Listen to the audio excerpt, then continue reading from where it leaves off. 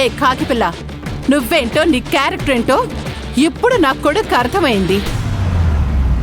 ఇదంతా నువ్వు చేసింది నా మంచి కోసమేనే. వాడు నీ విషయంలో ఇప్పుడు కరెక్ట్ నిర్ణయం తీసుకుంటాడు.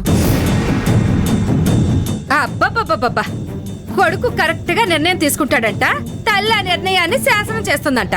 ఏయ్, నువ్వు అనవసరంగా నీకు సంబంధం లేని విషయాల్లో తలదూర్చొద్దు. ఆగే, ఎవరికి సంబంధం లేదు. మంజు నాన్న కూతురు అంటే ఎవరు? అది నా మేనకోడలు. దానికి జరిగే ప్రతి విషయంలో ఈ త్రిపురకి సంబంధం ఉంటుంది. నా మేనకోడల్నే బెదిరిస్తున్నావా? కొడుకు కోర్టుల చుట్టూ తిరుగుతున్నా నీలో పొగరు బుసలు కొడుతూనే ఉందే. అదే నా కొడుకు ఇలా జరుగుంటే నేను ఏ నుయ్యో గొయ్యో చూసుకుని చచ్చుండేదాన్ని. మంజు ఇప్పుడే కళ్ళు తెరిచింది. ఇక నీ కొడుకునే కాదు, నీ ఫ్యామిలీ మొత్తానికి గుండు కొట్టించి సున్నం బొట్లు పెడుతుంది.